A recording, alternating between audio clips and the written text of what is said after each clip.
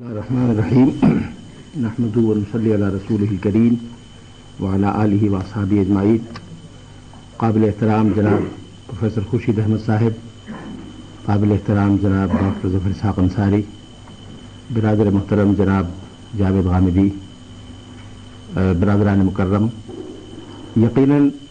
یہ ایک نہایت مشکل فریضہ ہے کہ دور حاضر کی ایک ممتاز ترین شخصیت کے قلم سے نکلنے والی ممتاز ترین تفسیر قرآن کے بارے میں تعارفی الفاظ بھی ایک مناسب قدرت کے ساتھ اور ایک مناسب انداز میں بیان کیے جا سکے۔ تدبر قرآن دور جدید میں علم تفسیر میں ایک نئے باب کا آغاز ہے۔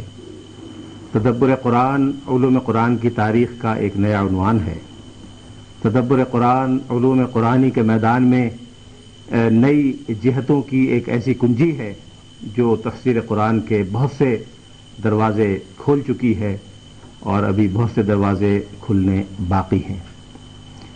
لیکن اس گفتگو کے یہ معنی نہیں ہے کہ تدبر قرآن پر جب گفتگو کی جا رہی ہو تو قرآن مجید کی دوسری تفاسیر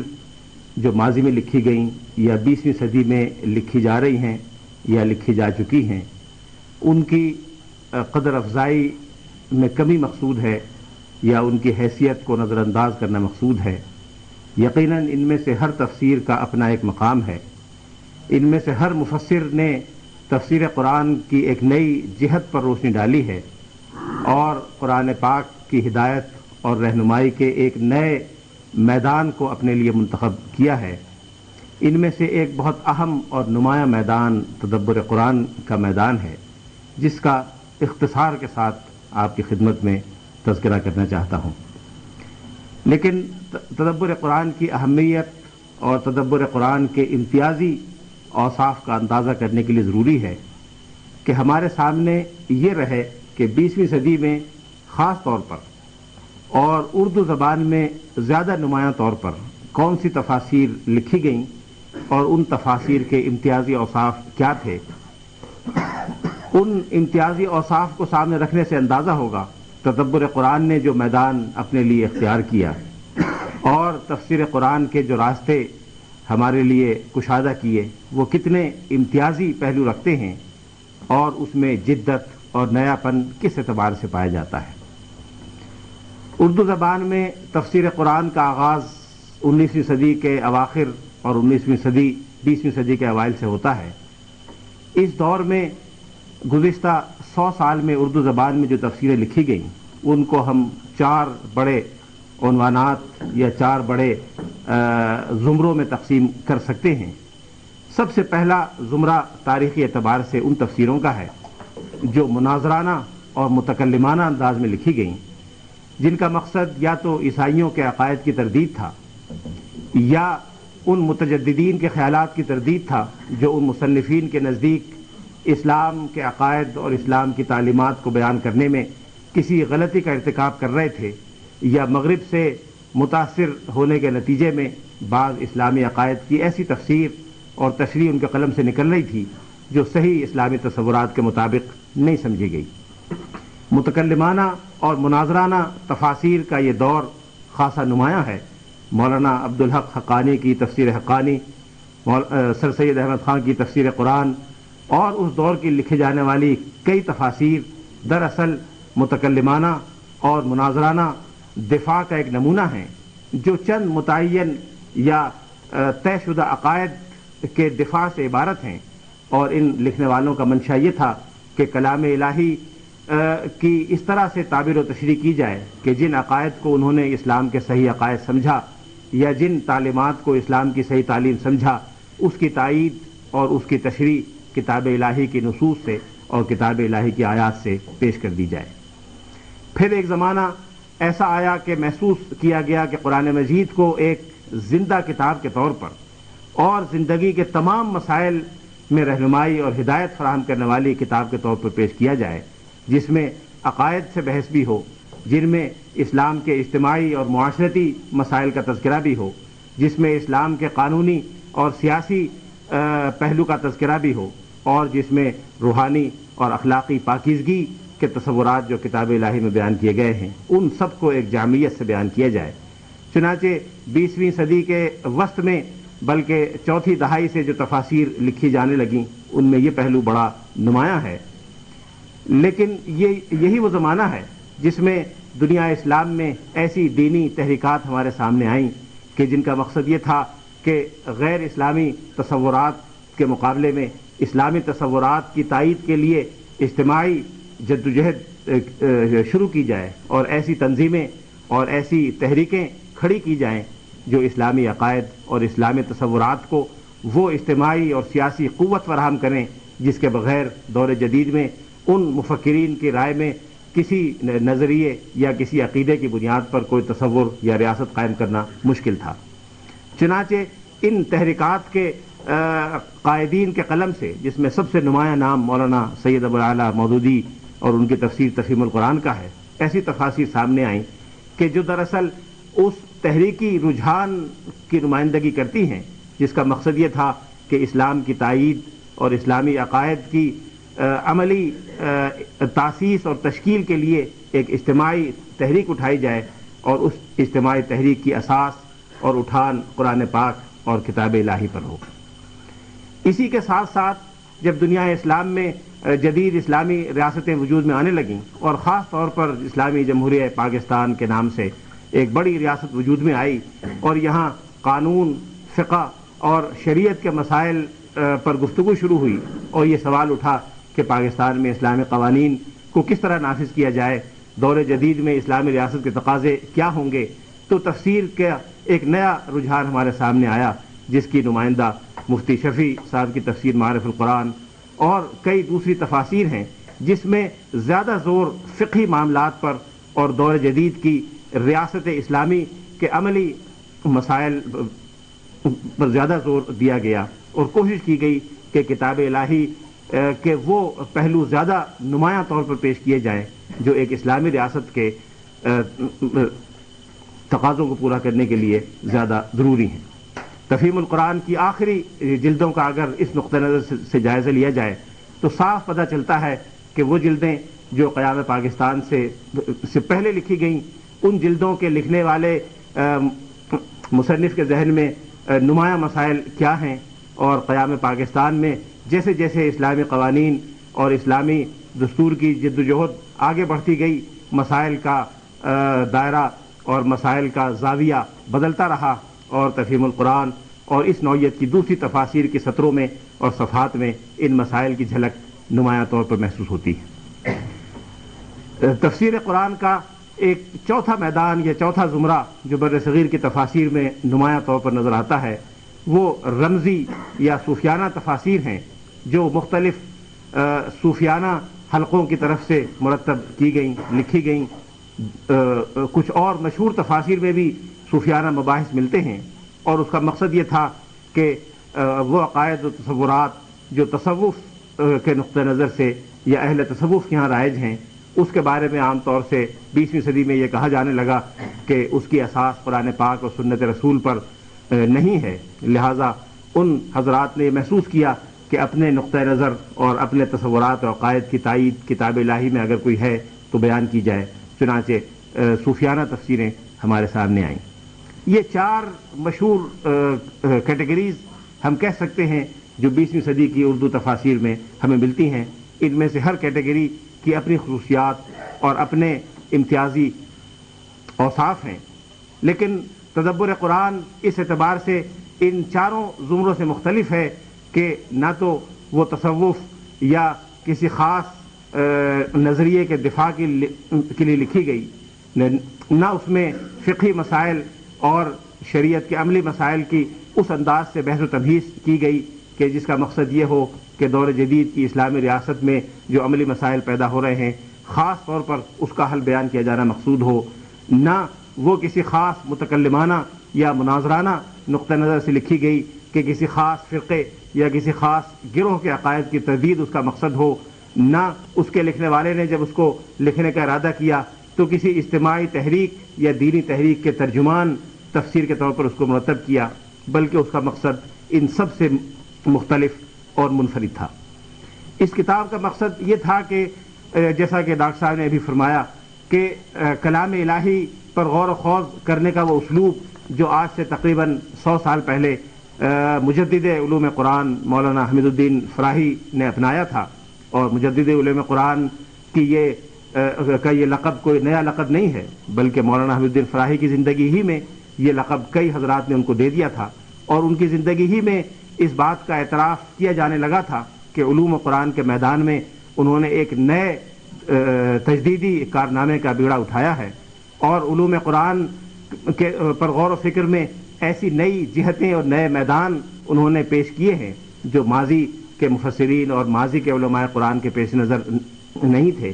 لیکن مختلف اسباب کی بنا پر مولانا حمید الدین فراہی کو اس بات کا موقع خود نہیں مل سکا کہ وہ اپنے اصول تفسیر اور اصول تعبیر کی روشنی میں قرآن پاک کی ایک جامع اور مکمل تفسیر خود مرتب کر سکیں۔ انہوں نے یقیناً قرآن پاک کی مختلف صورتوں کی تفاسیر کے ابتدائی مسودات تیار کیے، لیکن اکثر و بیشتر یہ مسودات یا تو نامکمل ہیں، اس لیے کہ ابھی تک ان کا دل بعض مسائل پر مطمئن نہیں تھا، اور کئی مسائل ایسے تھے جس پر غور و خوض کی انہوں نے اتنی کاوش ابھی تک نہیں کی تھی جتنی کاوش وہ سمجھتے تھے کہ قرآن پاک کی ان متعلقہ صورتوں کی تفسیر کے بارے میں کرنی چاہیے۔ یہ مسودات جو دراصل ابتدائی مسودات کی حیثیت رکھتے تھے، مولانا کے زندگی میں ان کی حین حیات تباہ نہیں ہو سکے، لیکن مولانا نے اپنے شاگردوں کی ایک تعداد کو، جن میں نمایاں ترین 2 صاحب تھے، جن میں سے ایک ہندوستان میں رہ گئے اور ہندوستان میں مولانا حمید الدین فراہی کے اسلوب تفسیر پر طلباء کو قرآن پاک کی تعلیم دیتے رہے، اور دوسرے نامور شاگرد مولانا امین حسن اصلاحی تھے، جنہوں نے 5 سال مسلسل اپنے استاد کی زندگی کے آخری سالوں میں ان سے کسب فیض کیا، اور ان کے اسلوب تفسیر کو اپنے اندر اس طرح سمویا، ان کے اسلوب بیان کو اور اسلوب استدلال کو اس طرح سے اپنایا کہ آج یہ کہنا بڑا دشوار ہے کہ اس اسلوب استدلال میں کون سا پہلو مولانا حمید الدین فراہی کا ہے اور کون سا اضافہ مولانا امین حسن اصلاحی کا ہے۔ خود مولانا امین حسن اصلاحی نے اپنے پورے تفسیری کارنامے کو اور تفسیری کاوش کو اپنے استاذ کا فیض قرار دیا ہے۔ انہوں نے خود بڑے تواضع کے انداز میں تدبر قرآن کے ابتدائیے میں لکھا ہے کہ اگر اس تفسیر میں کوئی چیز حق کے مطابق ہے جو یقیناً بہت ہے تو وہ میرے استاد مولانا فراہی کا کسب فیض ہے، اور اگر اس میں کوئی چیز حق سے ہٹی ہوئی ہے تو وہ میری کم فہمی یا کم علمی کا نتیجہ ہے۔ اس سے اندازہ ہوتا ہے کہ تدبر قرآن دراصل اس فکر قرآنی کی ایک مظہر ہے جس کا آغاز 100 سال پہلے ہوا، اور یہ آغاز بھی بر صغیر کے لیے ایک بڑے شرف کی حیثیت رکھتا ہے کہ بر صغیر نے سب سے پہلے ایسی شخصیات علم و فکر کے میدان میں دنیا اسلام کو دیں جنہوں نے جدید مغربی علوم و فنون سے متاثر ہوئے بغیر ان سے استفادہ کیا، جدید علوم و فنون سے اسلوب استدلال میں جو چیزیں اچھی تھی اس کو اختیار کیا، اور اس اسلوب استدلال اور اس مادہ علمیہ کو سامنے رکھ کر جو مغربی علوم و فنون کے راستے سے دنیا اسلام میں آیا تھا، اسلامی عقائد کی اس طرح تعبیر و تشریح کی کہ جدید دنیا اسلام بر صغیر سے باہر، جس میں عرب دنیا بھی شامل ہے، اس کی نظیر پیش کرنے سے قاصر ہے۔ ایسی شخصیتیں صرف مولانا حمید الدین فراہی نہیں ہیں، صرف مولانا ابوالعالی مودودی نہیں ہیں، ایسی شخصیتیں بر صغیر میں، جنوبی ایشیا میں درجنوں کے حساب سے ہیں جنہوں نے اپنے اپنے میدان میں اسلامی عقائد کی ایسی تعبیر کی اور دور جدید کے تقاضوں کو اس طرح سے خوبصورتی کے اور توازن کے ساتھ اس میں سمویا کہ نہ دور جدید کے تقاضوں کا بڑے سے بڑا علمبردار یہ کہہ سکتا ہے کہ وہ متاثر یا مجروح ہوئے ہیں، نہ اسلامی عقائد اور تصورات کا بڑے سے بڑا عالم یہ دعویٰ کر سکتا ہے کہ اسلامی عقائد اور تعلیمات سے اس میں انحراف کیا گیا۔ مولانا حمید الدین فراہی اس سلسلۃ الذہب کی ابتدائی چند کڑیوں میں سے ہیں، اور سید سلمان ندوی نے بجا طور پر ان کو دور جدید کا سب سے بڑا ترجمان القرآن قرار دیا ہے۔ ترجمان القرآن کے لیے ضروری ہے کہ قرآن مجید جو زندہ اور پائندہ کتاب ہے، جو ہر دور اور ہر علاقے اور ہر زمانے کے لیے رہنمائی کا سامان فراہم کرتی ہے، اس دور میں قرآن مجید کی تعبیر و تشریح کے لیے اس دور کی زبان، اس دور کے محاورے اور اس دور کے اسلوب کو سمجھنا اور اس پر ناقدانہ نظر رکھنا جتنا ضروری ہے، اتنا شاید کسی اور کتاب کی تعبیر و تشریح کے لیے ضروری نہیں ہے۔ یہ سلسلہ جس کا آغاز 20ویں صدی کے اوائل میں ہو گیا تھا، مولانا حمید الدین فراہی کی زندگی تک جاری رہا، جنہوں نے تقریباً 35 سال قرآن مجید کے مختلف پہلوؤں پر غور و خوض کیا۔ ان کو علی گڑھ میں رہنے کا اتفاق ہوا، انہوں نے سر سید کے عقائد سے واقفیت حاصل کی۔ سر سید احمد خان جس انداز سے تفسیر قرآن مرتب کر رہے تھے، وہ حالات، وہ مسائل، وہ کیفیات مولانا فراہی کے سامنے تھیں۔ مولانا فراہی انگریزی دانی میں شاید بر صغیر کے علماء میں سب سے زیادہ نمایاں حیثیت رکھتے تھے، علی گڑھ کے تعلیم یافتہ تھے، اور وہ شاید واحد عالم تھے کہ جو قدیم عربی زبان اور عربی ادب اور اسلوب پر اتنی گہرائی کے ساتھ نظر رکھتے تھے کہ بر صغیر میں بڑے بڑے ادیبوں کے، عربی زبان کے ادیبوں کی اولین صف میں وہ جگہ پانے کے مستحق ہیں۔ اور انگریزی زبان سے ان کی واقفیت کا عالم یہ تھا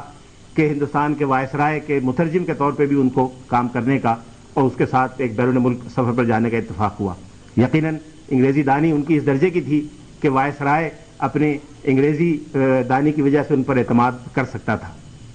اس سے اندازہ ہوتا ہے کہ قدیم و جدید سے واقفیت اور اس کے لیے ایک علمی اور فکری تیاری کے اعتبار سے وہ کتنے اونچے اور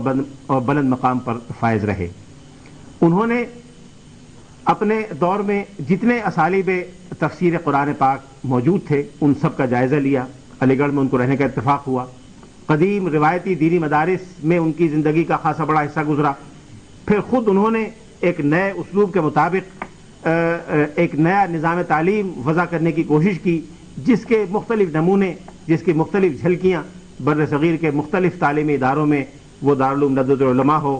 اور ان کا اپنا قائم کردہ مدرسۃ الاصلاح ہو، اور اگر مجھے اجازت دی جائے یہ بین الاقوامی اسلامی یونیورسٹی ہو،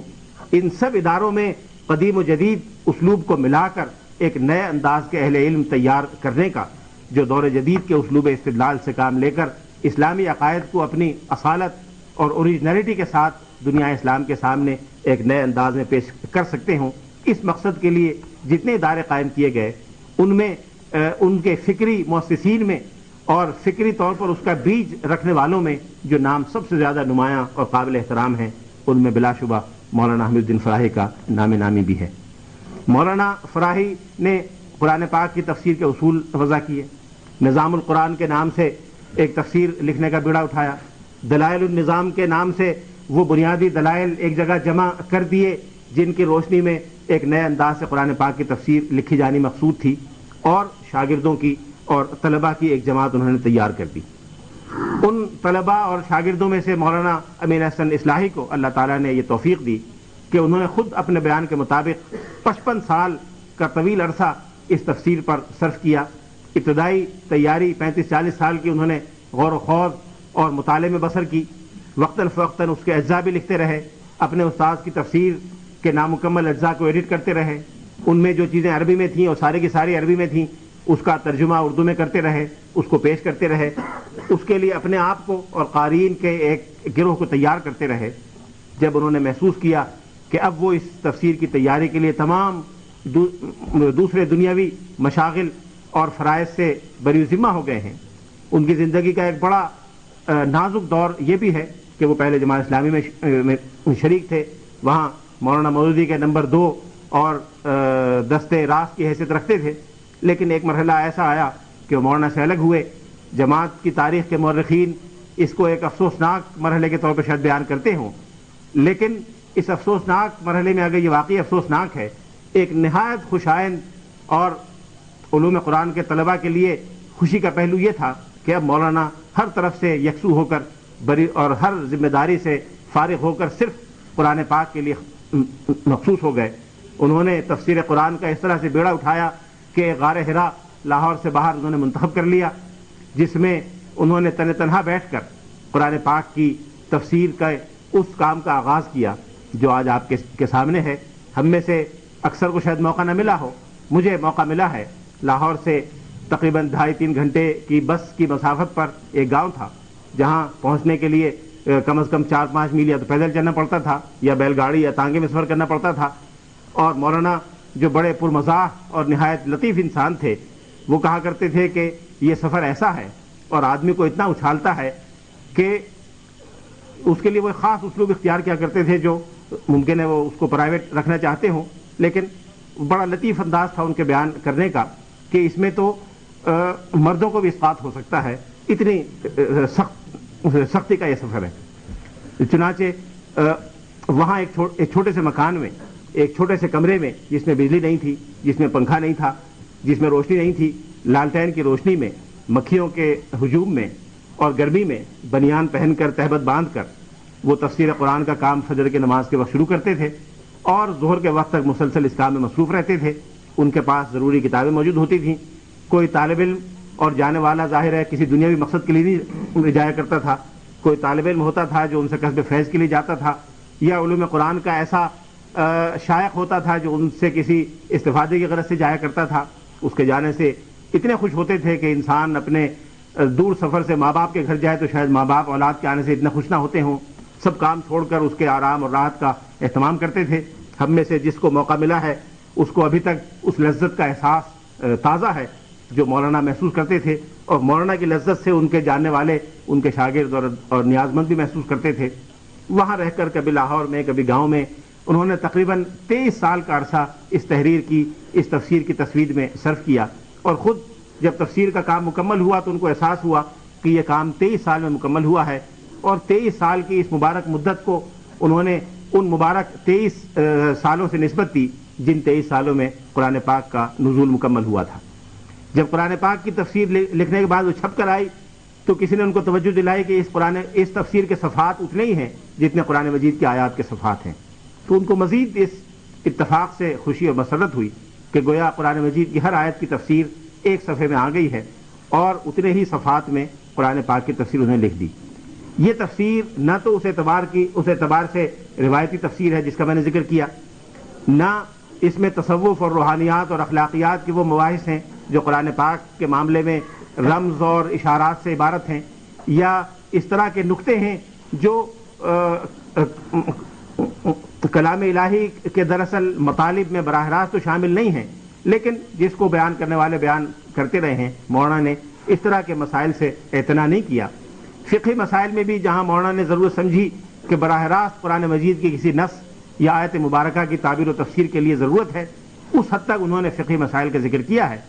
لیکن فقہی مسائل کے بارے میں انہوں نے ایک دائرہ مقرر کر دیا تھا کہ اس دائرے سے آگے وہ نہیں جائیں گے، اور اس کتاب کو فقہیات کی کتاب نہیں بنائیں گے، اس لیے کہ پڑھنے والا اس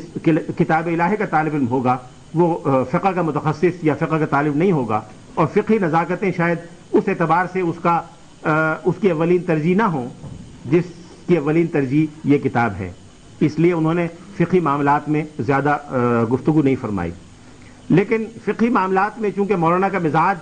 ایک مجتہدانہ مزاج تھا، مولانا صرف کتاب الہی اور سنت متواترہ ہی کو دراصل اصل رسول قرار دیا کرتے تھے، اس لیے وہ مزاجن نہ کسی متقدم یا متاخر کی رائے کا پابند اپنے کو سمجھتے تھے، نہ کتاب الہی اور قرآن مجید کی نص قطعی سے ہٹ کر وہ کسی بھی کی رائے کو،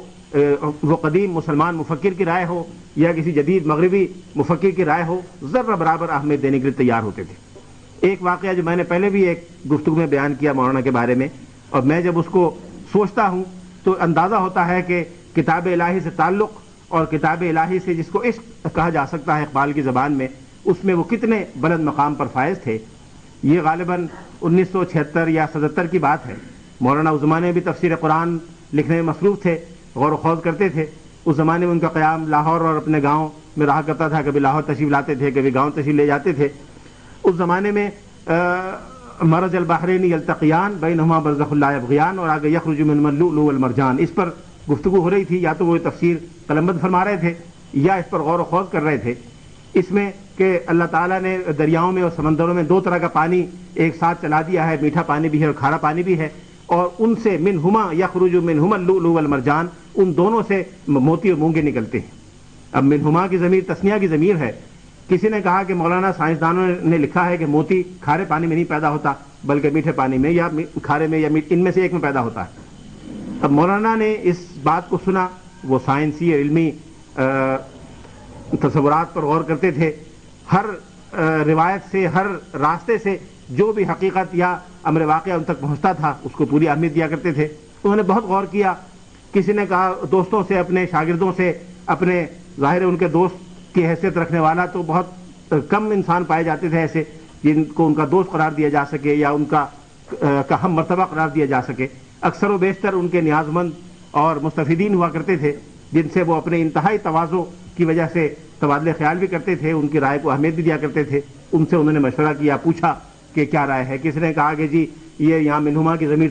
تغلیب کے طور پر آئی ہے، دراصل تو اشارہ منہو ہے، لیکن چونکہ اسلوب بیان میں تغلیب کا تقاضا کرتی ہے اس لیے یہاں تغلیباً منہما کا لفظ کہہ دیا گیا ہے، جیسے شمس کو شمسین یا قمر قمرین کہہ دیتے ہیں، یا مغربین کہہ دیتے ہیں، مغرب اور عشاء کو۔ عربی زبان کا اسلوب ہے کہ کسی ایک چیز کی وجہ سے دوسری چیز کو شامل کر کے تثنیہ میں دونوں کو بیان کر دیتے ہیں، اس کو تغلیب کہتے ہیں۔ تو کسی نے کہا کہ یہ تغلیب کے طور پر آیا ہے۔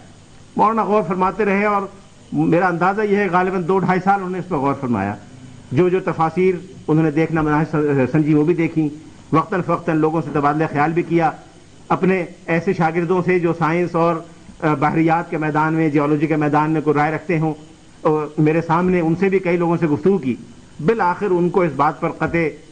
قطعی طور پر شرح صدر حاصل ہو گیا کہ قرآن پاک میں جو کچھ کہا گیا ہے وہ درست ہے، اور موتی اور مونگا دونوں پانیوں سے نکلتا ہے، کھاری پانی سے بھی نکلتا ہے اور میٹھے پانی سے بھی نکلتا ہے۔ اور پھر انہوں نے کہا کہ اس جملے کا میں راوی ہوں، یہ جملہ تقریباً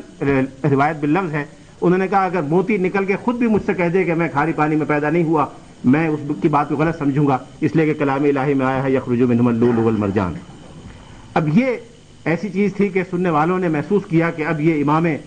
تفسیر کی زبان سے بات نکلی ہے۔ مولانا کے یہاں بہت سے تفردات ہیں، مولانا کے یہاں بہت سے اقوال ایسے ہیں کہ عام لوگوں کی رائے سے ہٹ کر ہیں، اور سچی بات یہ ہے کہ اس پہ شرح صدر بعض طلبہ کو نہیں ہوتا۔ لیکن اگر مولانا کا یہ اسلوب سامنے ہو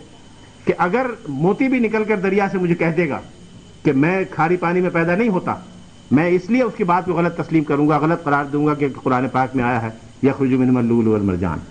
تو جو آدمی قرآن پر ایمان کے اتنے بلند مقام پر فائز ہو، اس کے تفردات بھی سر آنکھوں پر، اس کے شذوذ بھی سر آنکھوں پر، اس لیے کہ اس نے جو کچھ کہا ہے وہ اپنے انتہائی قطعی ایمان اور یقین کی بنیاد پر کہا ہے، اس نے کسی کس و ناقص کی پسند ناپسند کی بنیاد پر کوئی رائے اختیار نہیں کی۔ یہ مولانا کی تفسیر کا ایک نہایت نمایاں ترین باب ہے۔ انہوں نے خود تفسیر میں لکھا ہے کہ میں کسی مغربی مصنف کی رائے کا، پتہ نہیں کسی فلسفی کی رائے کا حوالہ دیا ہے کہ میں یہ تو نہیں کہہ سکتا کہ میں نے جو سوچا وہ اس میں لکھ دیا، یہ نہیں کہتا، بہت کچھ سوچا، اس میں سے بہت تھوڑا اس میں لکھا، لیکن میں یہ ضرور کہہ سکتا ہوں کہ جو لکھا ہے وہ پورا سوچ کے لکھا ہے، کوئی ایک لفظ بھی بغیر سوچے نہیں لکھا۔ اور اس بات کی گواہی کہ انہوں نے کوئی لفظ سینکڑوں، ہزاروں، لاکھوں مرتبہ سوچے بغیر اس کتاب میں نہیں لکھا، اس کی گواہی ہر وہ آدمی دے سکتا ہے جو ان کی محفل میں آتا جاتا ہو۔ بعض اوقات جب میری پہلی بار ان سے نیاز مندی ہوئی، تو پہلی بار یعنی نیاز مندی اس درجے کی ہوئی کہ وہ مجھ سے کسی علمی معاملے پہ گفتگو فرمائیں، اس وقت وہ غالباً 15ویں پارے کی تفسیر تحریر فرما رہے تھے یا 14ویں پارے کی، 15ویں پارے کے اوائل کی تفسیر یا 14ویں پارے کے اواخر کی تفسیر قلمبند فرما رہے تھے۔ لیکن اس وقت بھی وقتاً فوقتاً جو گفتگو کرتے رہتے تھے، ان گفتگوؤں میں 30ویں پارے کے بارے میں، 29ویں پارے کے بارے میں چھوٹے چھوٹے ایسے مسائل، کوئی کبھی صرفی یا نحوی کو نقطہ یا کسی عربی زبان کے اسلوب کے بارے میں، ایک مرتبہ اسلام آباد تشریف لائے تھے غالباً 1973 میں، اس میں ان کو کسی لفظ کی تفسیر کے بارے میں ضرورت پڑی، تو انہوں نے کہا کہ عربی زبان کے ایسے تمام دواوین لے آؤ جس میں یہ لفظ استعمال ہوا۔ اپنے 2-3 شاگردوں کو انہوں نے جو یہاں اسلام آباد میں موجود تھے یہ ذمہ داری سپرد کی، اور ان کے تمام نیاز مندوں نے وہ عربی زبان کے دواوین قدیم شاعروں کے ان کی خدمت میں پیش کر دیے جس میں وہ خاص لفظ استعمال ہوا تھا۔ مولانا نے کہا کہ یہ سارے اشعار تو میرے سامنے ہیں، اس سے کوئی نیا شعر میرے سامنے نہیں آیا۔ اس وقت اندازہ ہوا، جو عام طور سے اپنی گفتگو میں اس کا اظہار نہیں کرتے تھے، کہ عربی زبان کے جتنے قدیم شعراء تھے اسلام سے پہلے کے اور صدر اسلام کے، ان میں سے اکثر کا کلام اور اکثر کی زبان مولانا کو اس طرح مستحضر تھی کہ کسی معاملے میں کوئی سوال کیا جاتا تھا تو اس کا فوراً جواب تفصیل کے ساتھ ان کے زبان سے نکلتا تھا۔ ایک مرتبہ رجم پر بحث ہمارے ملک میں چلی 1980-81 کے سالوں میں، اس پر مجھے ملاقات کا موقع ملا۔ مولانا کی ایک خاص رائے تھی جو بڑی منفرد رائے ہے، بڑی شاذ رائے ہے، اور اس پر بہت لے دے بھی ہوئی، ہمارے یہاں کتابیں اس کے دفاع میں اور اس کے مقابلے کے لیے لکھی گئیں، لیکن مولانا اپنی جس رائے پر قائم تھے اس پہ قائم رہے۔ میں نے بڑی جسارت سے اس سے تھوڑا سا اختلاف کیا اور ایک تیسری رائے کا امکان ظاہر کیا کہ اس میں ایک تیسری رائے کا بھی امکان ہے۔ رجم کے معنی عربی زبان میں پتھر مارنے کے ہیں، یقیناً سب جانتے ہیں، لیکن ایک شعر ہے کسی عربی شاعر کا، غالباً بنی عباس کے زمانے کے کسی شاعر کا، فرزدق کا ہے غالباً، کہ اذامات جریر فرجموہ کما یرمون قبر ابی رغالی، کہ جب جریر مر جائے تو اس کی قبر پہ پتھر مارو جسے ابو رغال کی قبر پہ پتھر مارتے ہیں۔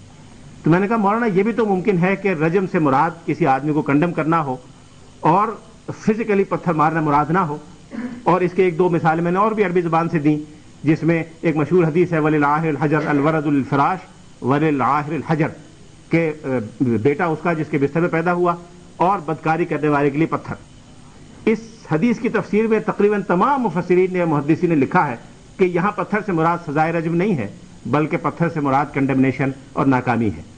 تو میں نے کہا اگر رجم کے معنی عربی زبان میں کنڈمنیشن کے آتے ہیں، اور اگر پتھر مارنے کا مفہوم ایک حدیث میں کنڈم کرنے کے مفہوم میں آیا ہے، تو پھر رجم کی بقیہ احادیث کا یہ مفہوم کیوں نہیں لیا جا سکتا؟ مولانا نے کہا نہیں، غلط ہے، اور اس کی تائید میں انہوں نے فوراً 3-4 جو مثالیں دیں، اس سے پتہ چل گیا کہ یہ وہم یا خیال جو تھا بالکل بے بنیاد تھا، اور اس وقت یہ اندازہ ہوا، یہ ارادہ کیا، اس پر کاربند تو رہنے کی آج تک توفیق نہیں ہوئی کہ آئندہ آف ہینڈ کوئی رائے قائم نہیں کر کے بیان کرنی چاہیے، بلکہ یہ ایک فوری خیال تھا جو مولانا کی گفتگو میں آیا سامنے، اور جیسے ہم میں سے اکثر کو مزاج ہوتا ہے کہ بغیر سوچے سمجھے ہاف بیک نامکمل اور کچی پکی بات جو ذہن میں آئے فوراً بیان کر دینی چاہیے کہ سننے والے واہ واہ کریں گے، سننے والے بڑے متاثر ہوں گے۔ یہ اسلامی رویہ نہیں ہے۔ قرآن پاک کی تفسیر کے بارے میں جو بھی رائے بیان کی جائے یا پیش کی جائے، وہ انتہائی غور و خوض کے ساتھ اور انتہائی توجہ کے بعد جب پختہ ہو جائے، اپنا دل اس پہ مطمئن ہو جائے، اس وقت یہ بات کہنی چاہیے۔ یہ مولانا نے اپنی رائے بیان فرمائی، نصیحت بھی فرمائی، اور پھر ایک چیز پر توجہ دلائی جو بڑی عجیب و غریب تھی، اور کم از کم میں ذاتی طور پہ اس سے ہمیشہ بڑا متاثر ہوا۔ مولانا نے کہا کہ ابن سینا نہ مفسر قرآن ہے، نہ محدث ہے، نہ کوئی بڑا عالم تھا، نہ بزرگ تھا، نہ نیک تھا، نہ اسلامی فکر کا کبھی ترجمان مانا گیا،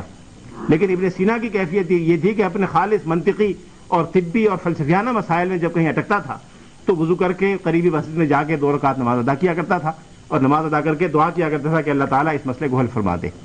تو اگر منطق یونانیوں کے کفر و شرک اور فلسفیانہ تصورات کے فہم میں اس کا رجوع اللہ کا یہ عالم تھا، تو کتاب الہی کی تفسیر میں رجوع اللہ کے بغیر کیسے کوئی رائے قائم کی جا سکتی ہے؟ جب کسی معاملے میں اٹکو فوراً وضو کر کے اللہ کے حضور سر بسجدہ ہو جاؤ، اس سے دعا کرو کہ اللہ تعالیٰ راہ راست کھول دے، اور جب وہ راہ راست کھول دے اور یقین ہو جائے کہ قرآن پاک کی تفسیر کے بارے میں یہی راہ راست ہے، اس پر قائم رہو اور کسی دوسرے کے اس پر قائم نہ رہو، کسی دوسرے کی رائے سے متاثر نہ ہو۔ تدبر قرآن کے بارے میں کہنے کو 9 جلدیں ہیں، بہت کچھ کہا جا سکتا ہے، لیکن ایک چیز بڑی نمایاں طور پہ محسوس ہوتی ہے، اس سے نعوذ باللہ کسی دوسرے مفسر کی شان پر کوئی گفتگو کرنا مقصود نہیں ہے، لیکن یہ ایک امر واقعہ ہے کہ جتنے بڑے مفسر اردو زبان میں ہیں، جن میں سب سے نمایاں نام مولانا سید ابو العالیٰ مودودی کا، مولانا شبیر احمد عثمانی کا، اشرف علی تھانوی کا ہے، ان میں سے اکثر بزرگ وہ ہیں کہ تفسیر ان کے لیے بہت سی وجوہ شہرت میں سے ایک وجہ شہرت ہے۔ مولانا کی بہت بڑی وجہ شہرت یہ ہے کہ وہ ایک بڑی اسلامی تحریک کے بانی و مؤسس ہیں۔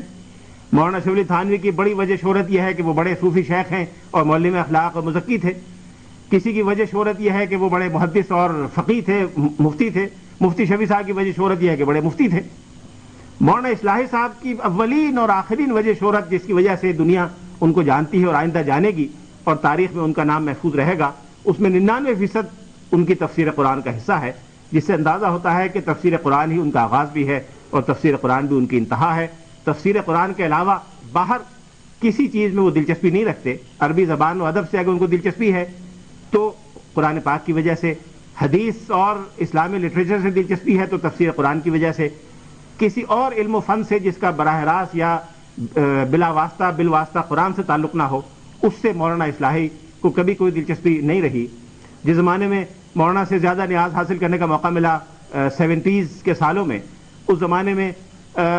جدید عرب دنیا سے پاکستان کے تعلقات نئے نئے قائم ہونے شروع ہوئے تھے، اور جدید انداز میں جدید اسلوب کی عربی لکھنے اور بولنے کا مجھے بڑا ایک اشتیاق پیدا ہوا۔ تو اس زمانے میں طٰہٰ حسین اور مصطفیٰ صادق الرافعی اور جو اس طرح کے ادیب تھے جن کے ناول اور افسانے مشہور ہیں، وہ میں نے بڑی کثرت سے پڑھنے شروع کیے، اور ایک محفل میں مولانا کے سامنے اس کا بڑا شدت سے اظہار کیا کہ مولانا طٰہٰ حسین کا اسلوب ایسا ہے اور منفلوطی کا ایسا ہے، فلاں کا ایسا ہے، فلاں کا ایسا ہے۔ مولانا نے خاموشی کے ساتھ یہ گفتگو سماعت فرمائی کہ بعد میں آپ کو کیا دلچسپی ہے طه حسین؟ آپ کا کوئی لگتا تھا؟ طه حسین کوئی لگتا تھا؟ اچھا، مجھے ظاہر ہے اس کا اندازہ نہیں تھا، ملاقات بھی زیادہ پرانی نہیں تھی، تو میں سمجھا کہ شاید مولانا طه حسین کے مقام یا اس کی تحریروں سے زیادہ واقف نہیں ہوں گے، تو میں نے کچھ کتابوں کا ذکر کیا، کہنے لگے نہیں آپ کا کچھ لگتا تھا۔ اچھا، پھر میں خاموش ہو گیا۔ پھر مولانا نے کچھ توقع کے بعد فرمایا کہ دیکھیے عربی زبان و ادب سے دلچسپی کیوں ہے؟ عربی زبان و ادب سے دلچسپی اس لیے ہے کہ وہ قرآن کی زبان ہے،